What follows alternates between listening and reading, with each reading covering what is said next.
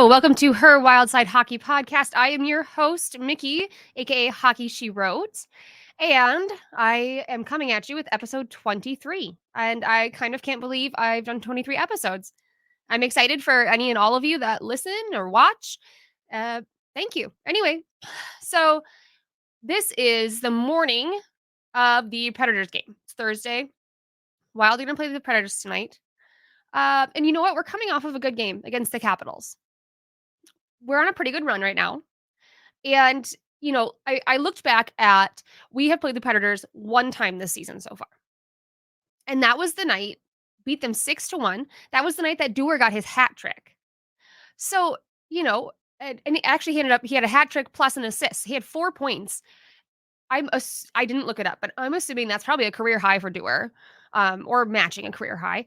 And I feel like, can Dewar do that again?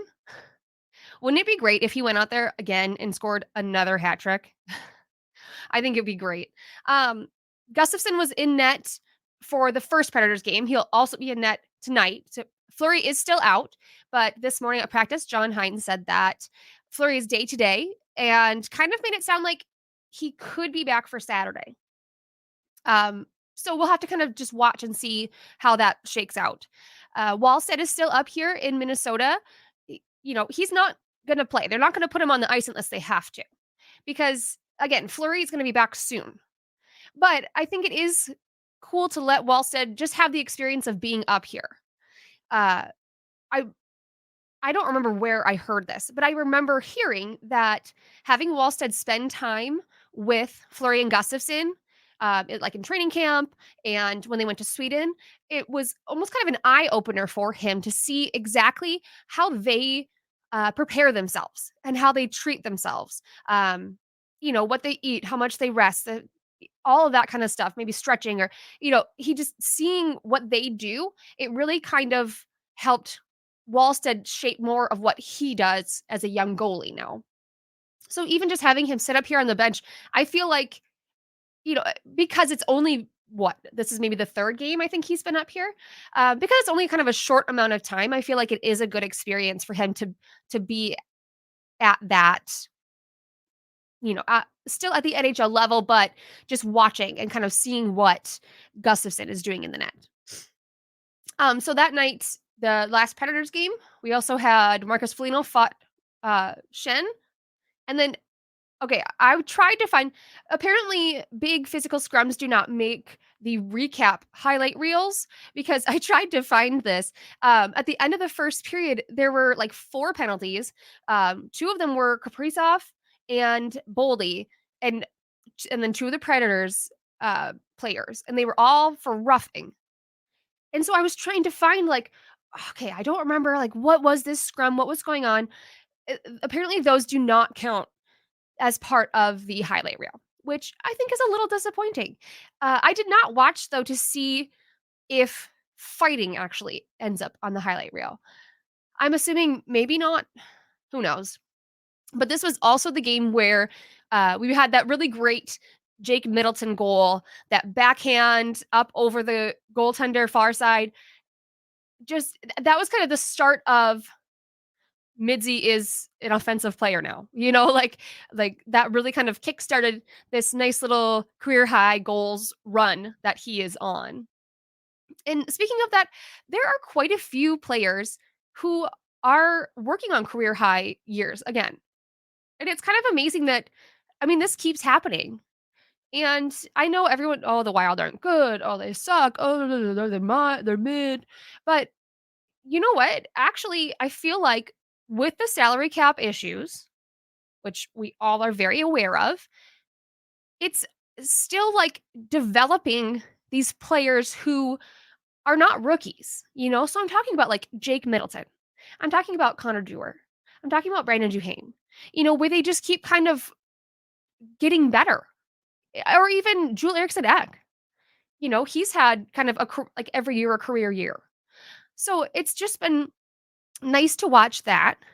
And I did love Middleton did an interview with the great Kevin Gorg, and that was the one where they were promoting the Tarps Off ticket package, which I would love if any of you got one of those, I would just please post a picture because I just think they're so funny.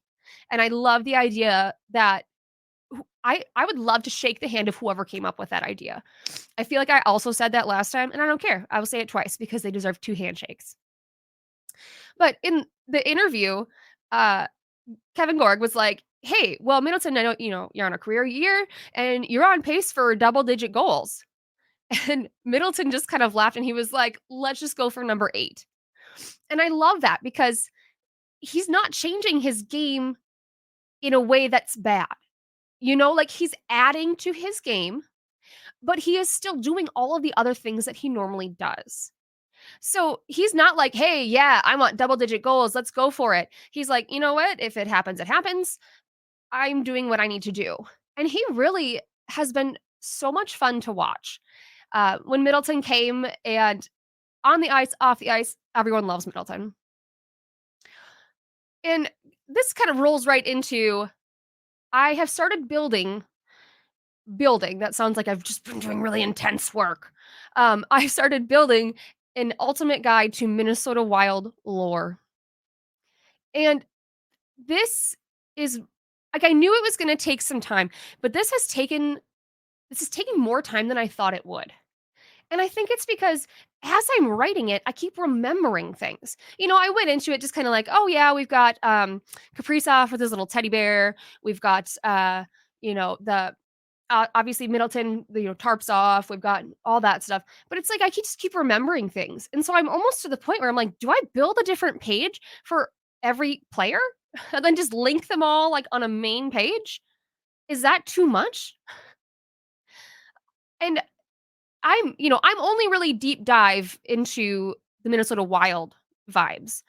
So I would love to know if any of you know if other fan bases have this much lore in their team. Is this just a Minnesota State of Hockey thing? I mean, obviously every team has some. Every team has some. But again, the Wild is it's extensive. So I am toying with going for multiple pages. And the only tough part about this is that I cannot simply work on the lore. I have to also write all of the other stuff. So, but I'm trying to get it out. We'll see. We'll see what I can get done. And then most of you probably saw on one of my social medias that I had a really exciting day yesterday. I know there are quite a few people out there that wonder about writing about hockey, being a hockey journalist. And I think it's funny because I don't necessarily, I guess this is probably totally imposter syndrome, but I do not really necessarily think of myself that way. I don't know what I think of myself as, but I got an email saying that I had been, I had credentials. And that's the first time this has happened. Now, to be fair, I've only been writing about hockey. Let's see. I started a year ago, actually. And then I didn't really pick up the pace until probably September. So September, October, November, December, I'm in kind of my 5th month of really hardcore. And my editor for Inside the Rink was like, "Well, do you want to write about the PWHL?" And I was like, "Yeah, for sure. It's fun. I really want to help promote this league and the team." And so he had put in for credentials and I just kind of surprise. It was only a couple hours before the game. And so I was just so nervous. I got there, I got my own press badge and I was just kind of like, "Are you what?" Like again, imposter syndrome, 100%. Everybody has it. Um but I was shaking. As I was trying to figure out how to get up to the press box. Where do I sit? What do I do? I was shaking. And I hope people did not see that because I'd be like, what is wrong with this lady? Who is she? How did she get credentials? But I guess I kind of covered it up well because there was another writer who was a couple seats down from me and it was also her first time. But after the game, she asked me, like, "Oh, how do we get down to the press conference?" And I was like, "I don't know. It's my first game." And she was like, "Oh, really? I thought you knew what you were doing." So I put on a very confident face, which is good for me because I feel like I do not have a confident face. So we will see. But yeah, I got to go down into like the bowels of Excel Center for a press conference. I mean, it was so cool. It was a really cool experience. And so, I mean, if other people are out there and you want to be a writer, hockey writer, honestly, the only thing I can tell you is just grab hold of opportunities because that is what's happened for me. I've literally had opportunities dropped in my lap and I have grabbed on and just run with it. Um, yeah. And you know what? That's actually good life advice for anything in general. If you have an opportunity, job wise, going on a trip, joining something, a club, a team, do it. You know, if you actually wholeheartedly want to do it, grab hold of it and go. You know, you can't sit and, back and forth. Sometimes you just have to commit. And if it doesn't work, it doesn't work. But if it does work, it's amazing. And I mean, I have a whole backstory of like throughout my adult life, these kind of opportunities. And I'm not going to bore you with it right now. But I mean, for me, it has spanned multiple jobs, career fields. Um, yeah, just grab hold of things. Anyway, back to PWHL. um, I love the vibes of a PWHL game because even though there are less people, I feel like they are can be just as loud as a full rink for the Wild. And I know people are gonna, jump on that and be like, "No, they can't. How can they be the same as like 15,000 people?" Okay, obviously not. But the excitement, it just builds to where you would think there were more people there. And I love that the vibes are so um almost like party like between the puck drops. So like commercial break, everyone's dancing, everyone's singing, having fun, cameras, it's just exciting. Whereas I feel like sometimes at the Wild game, yeah, people have fun there. Obviously, I have fun there. I've told you about that before. But it can feel very like intense, very like intense in like an aggressive way was kind of how I explained it in my recap that was published this morning. And I will link my recap in the show notes if anyone wants to read it. Um, but I don't know, it feels different. And I think it's because there are so many girls hockey teams that come together. And what an amazing experience for them. They come together with their friends. They've all got their like matching jerseys on. And for many of them, it's probably the first time they've seen a professional women's hockey game. And it's such a good experience. Everyone is there because they really want to be there and they really care about women's hockey. The attendance last night was 5,001. And again, I'm sure people would scoff at that. But you have to remember, it was a Wednesday night, like just a random middle of the week Wednesday night. And for people who say that nobody watches women's sports, 5,000 people. I mean, they can only build from there. Now, unfortunately, they did pick up their first regulation loss, which was tough. It was kind of a tough game to watch. They they actually put 42 shots on goal, and the other team's Montreal's goalie was just amazing, like standing on her head. They only managed to get 1 goal. Montreal managed to get 2, so it was a pretty close, tight game. And, again, fun to watch even with a loss. So, and unfortunately, the other thing is that the loss kicked them down in the standings because coming in, Minnesota was number 1 in the standings and Montreal was number 2. But now it's reversed. So, but again, it's only that was the 5th game of the season for Minnesota. There is so many more to go. And I'm excited again just to see it build. I do like that they are allowed to be a little more physical in the PWHL than they have been in other leagues, in other places. Because physicality is a part of hockey. And I'm not going to get into the whole like fights, no fights debate. That's kind of a separate issue, but just physicality needs to be a part of it. It's hard to play hockey without, that other physical element, without pushing somebody off the puck, without, pinning them to the board so that you can get it. I mean, I think it does make it more exciting to watch also.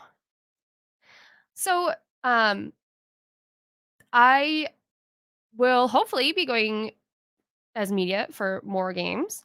Um, I actually didn't ask because, it felt like one of those, like, don't look a gift horse in the mouth. So, I don't know, but I guess I will just find out. Um, and, with that being said, we're also working on getting a few, like, single game media passes for me for the Wild, and I would love to see, how that compares to PWHL media. Obviously, I know it's, like, more intense and yeah, it is what it is. Let's see. There's just a few more things that I wanna say before we wrap up. First of all, I have my own merch now, which maybe you have seen, and I'm really excited.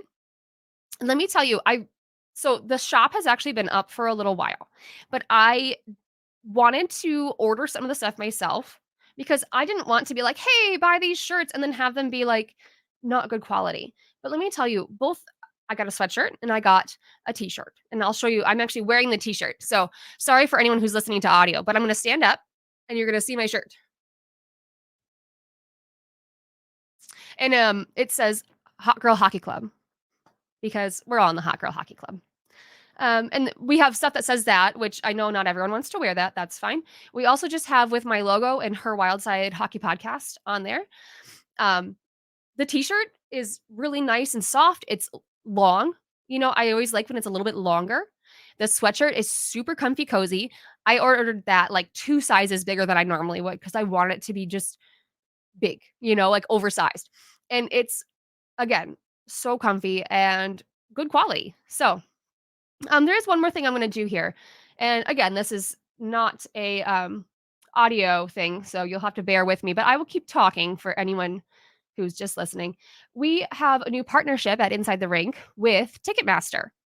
So, if you are looking for tickets to anything, not just hockey, this can be concerts or anything that's sold through Ticketmaster, I would love if you would use our link because we are trying to find ways to just help support our shows and support our um, writing and just the site in general. So I now have on the screen a slide with a QR code, and that is a way that will take you to with our like affiliate link to Ticketmaster. And this is actually good for 30 days. So if you click into this link and then you purchase tickets within 30 days, it will help support our show and all the other shows on the Inside the Rink network. So we have a couple of other affiliate things. I'm not going to throw them all at you right now, but I will link other ways to support the show in the show notes because yeah, we enjoy what we do and we want to keep doing it. So anyway, um, thank you all for watching my content. I'm rambling. I should just stop. I'm really grateful. I'm really grateful for everybody who takes in my content. I'm just really grateful for all the opportunities. So, until next time, hopefully the Predators game goes well tonight. The PWHL plays back to backs on Friday, Saturday on the East Coast. And the Wild also play Saturday. So there are plenty of games coming up. I'm going to have to make like 2 more episodes for all of those games. So, until then, you are all beauties and everyone is a part of the Hot Girl Hockey Club. See you next time.